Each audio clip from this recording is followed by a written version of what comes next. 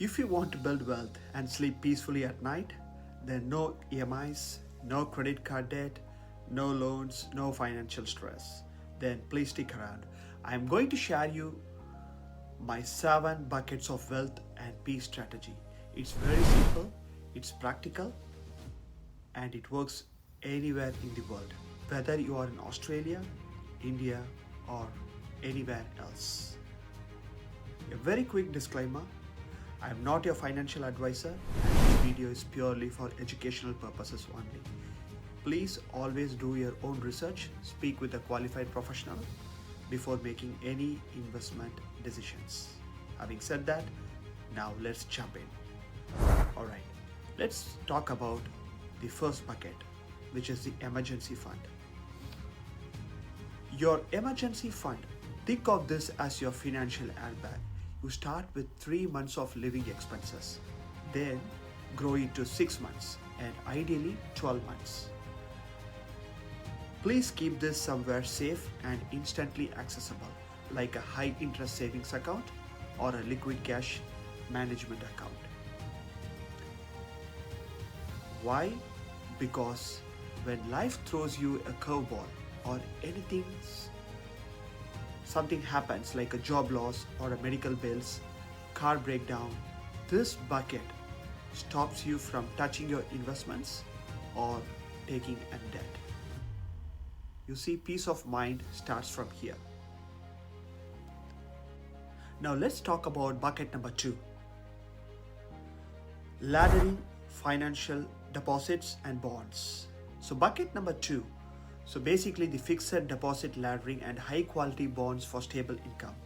FD laddering simply means you split your money into different term deposits that mature at different items.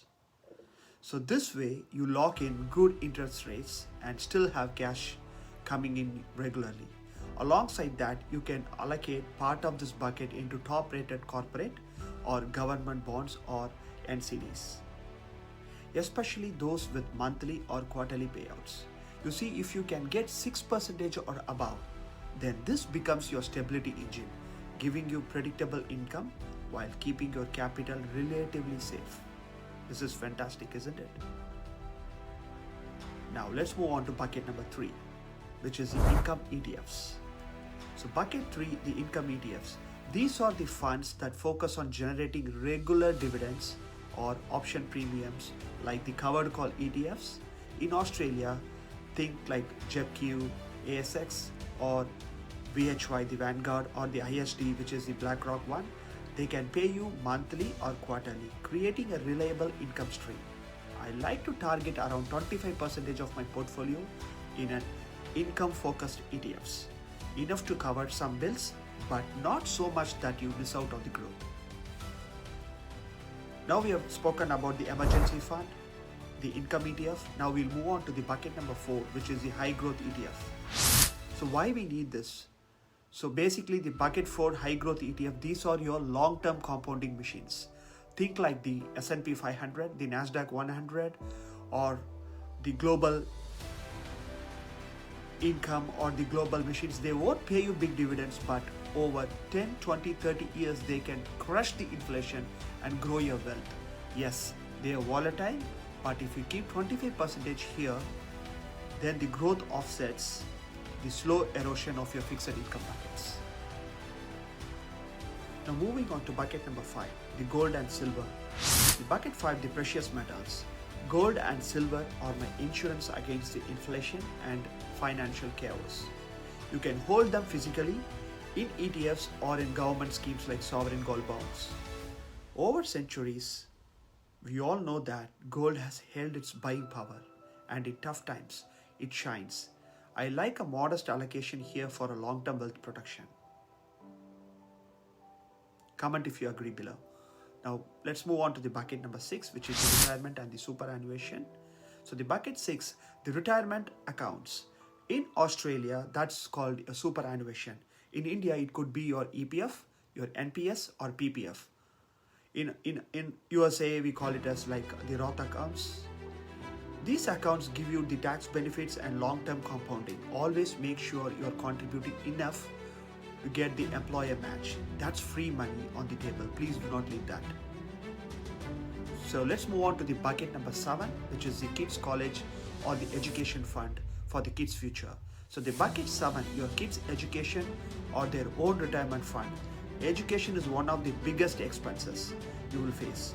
Start small, be consistent, and you will save them from taking on student loans, isn't it? In India, you have like a lot of options like Suganya, Samriddhi, Yojana.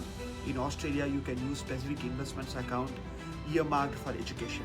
This bucket is all about securing your family's future. You can avoid your kids taking a big loan in their future. So let's recap. So the number 1 bucket is the emergency fund. Number 2 is the FD laddering and the trust if you are interested. And number 3 is the income ETFs. Number 4 is the high growth ETFs. Number 5 is the golden and silver. And number 6 is the retirement accounts. And number 7 is kids educational fund. Cover all 7 and you will have a fortress amount of finances. So let's remember, wealth is not just about having money, it's about having peace and the right balance. And peace comes when you know that you have got every bucket covered. So that's Aussie Wealth Builder way. Please grow your wealth, protect your wealth, and sleep like a baby. Okay guys, if you found this useful, please hit the like button, subscribe, and drop a comment telling me which bucket you really enjoyed and which are you actually needing to work on most. I read every single one. Share this with someone who needs a simple plan to get their financials under control. So this is Aussie Wealth Builder signing off. Build smart, live free.